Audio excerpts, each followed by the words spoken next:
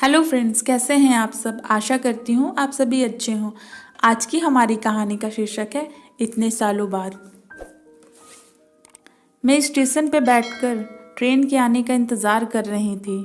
Platform पे वो गहमा गहमी और भीड़ भाड़ वाले माहौल में वेटिंग रूम में काफ़ी सुकून का एहसास हो रहा था। बड़ी सी मेज के इर्द गिर्द लगी सुखद कुर्सियाँ मुसाफिरों को राहत दे रही थीं। वहाँ मौजूद हर किसी के चेहरे पे घर जाने की जल्दी थी। वो साफ झलक रही थी उनके चेहरों से। लेकिन ट्रेन कई घंटे लेट थी, जिसकी वजह से हम सब उसके आने का इंतज़ार कर रहे थे। यह सोचते वक्त मेरी नज़र अपने हाथों में रखे फ़ोन पर पड़ी और मैंने मैसेजेस खोल के देखे तो बहुत सारे मैसेजेस आए हुए थे मेरे पतिदेव के। उन्हें मेरी फिक्र हो रही थी।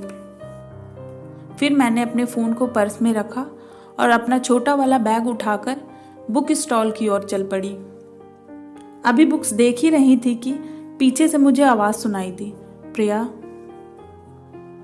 मुझे लगा किसी और को आवाज़ दे रहे होंगे। यहाँ पे मैं ही एक प्रिया थोड़ी ना होंगी। फिर से मुझे आवाज़ सुनाई दी, हेलो प्रिया। मैंने पीछे मुड़कर देखा तो अभिषेक खड़ा था। मैंने आश्चर्य से उसे देखते हुए कहा, अभिषेक तुम?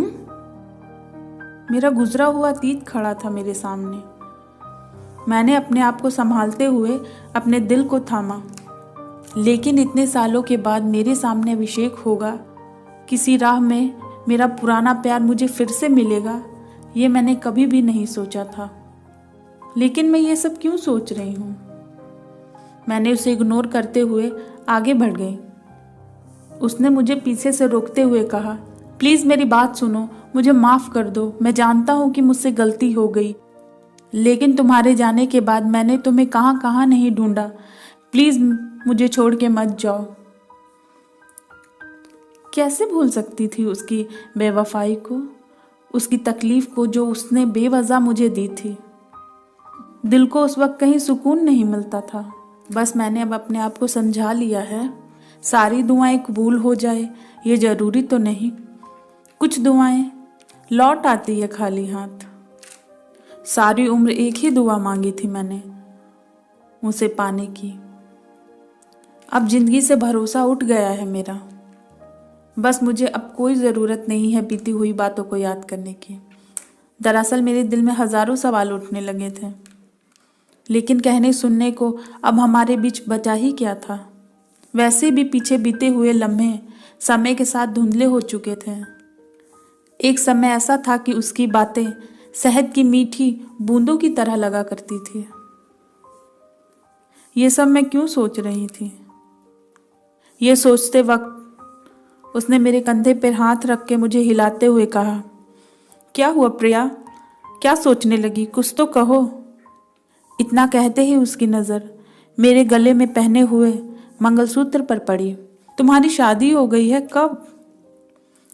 मैंने नाराज़गी जताते हुए कहा, तुम्हारे जाने के बाद मुझे कोई फ़र्क नहीं पड़ता था कि मेरी शादी मेरे घर वाले किससे करवा रहे हैं। मैं उस वक्त जिंदा तो थी, पर मेरी ज़िंदगी कहीं खो गई थी, बिल्कुल तुम्हारी तरह।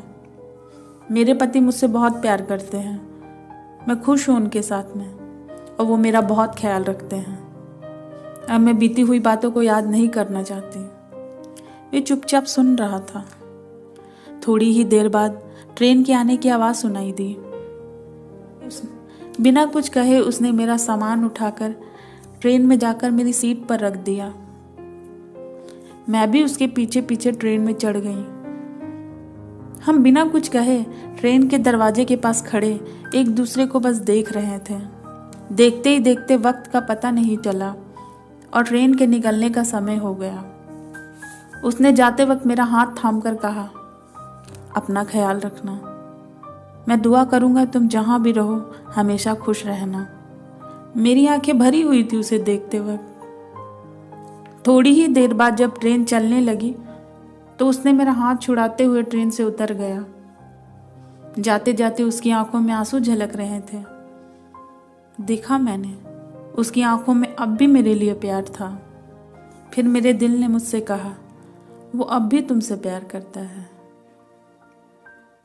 बस इतनी सी थी कहानी। कैसी लगी आप सबको? अगर अच्छी लगी हो तो मेरे चैनल को सब्सक्राइब करें, लाइक करें, शेयर करें। आगे मैं आपके लिए और ऐसी वीडियो लाती रहूँगी। तब तक कि आप अपना ख्याल रखें।